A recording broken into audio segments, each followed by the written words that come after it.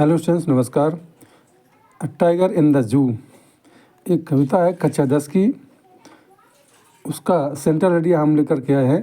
कक्षा 10 इंग्लिश जो बुक है उसकी पोएम है ये बहुत इंपॉर्टेंट पोएम है और ये बोर्ड एग्ज़ाम में, एनुअल एग्ज़ाम में, ईयरली एग्ज़ाम में बहुत इंपॉर्टेंट है, ये आ सकती है। तो इसका सेंट्रल आइडिया हम लेकर के आए हैं। अ टाइगर इन द जू, एक बाघ, चिड़ियाघर में एक बाघ। तो चलिए शुरू करते हैं। The central idea of the poem a tiger in the zoo by Leslie Norris is that the poet tells us about the mental condition of a cage tiger.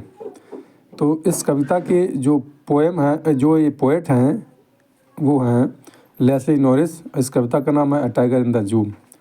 वो इस कविता के माध्यम से हमें जो एक केज माने पिंजड़े में बंद जो टाइगर माने बाघ है, उसकी मानसिक स्थिति को, मानसिक दशा को यहाँ दर्शाने का प्रयास करते हैं। He compares the life of A tiger in the जू with its life in his natural habitat. वो एक बाघ के जीवन की तुलना करते हैं। कैसे? वो एक जो जंगल में बाघ होता है उसकी तुलना एक पिंजड़े में बंद बाघ से करते हैं, या एक जो पिंजड़े में बंद जो बाघ होता है उसकी तुलना जंगल में जो स्वतंत्र रूप से रहता है, अपने घर में रहता है, अपने आवास में रहता है, जहाँ प्रकृति ने उसको रहने के लिए बनाया हुआ है, उससे उसकी तुलना करते हैं। The poet conveys an important message that the wild animals should be in their natural habitat.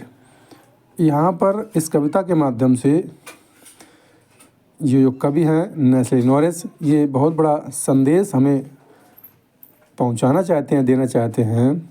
ये बताना चाहते हैं कि जो भी जंगली जानवर हैं उनको उनके प्राकृतिक वातावरण में, प्राकृतिक रहन सहन में या प्राकृतिक रहने के स्थान में ही रहने दिया जाना चाहिए। तो इस कविता के माध्यम से वो सभी को जागरूक करने का प्रयास करते हैं कि किसी भी जंगली जानवर को या किसी भी जानवर को इस तरह से बंधक बना के ना रखा जाए, क्योंकि जब वो बंधक बनकर पिंजड़े में रहता है तब उसकी जो दशा होती है, जो मनोस्थिति जो होती है, वो जो प्राकृतिक रूप में रहने से जो होती है उससे कहीं ज़्यादा बुरी होती है। तो यहाँ पर इस कविता का हम सेंट्रल आइडिया आपके लिए लेकर आए। ये सेंट्रल आइडिया आपको कैसा लगा हमें कमेंट सेक्शन में जरूर बताएं।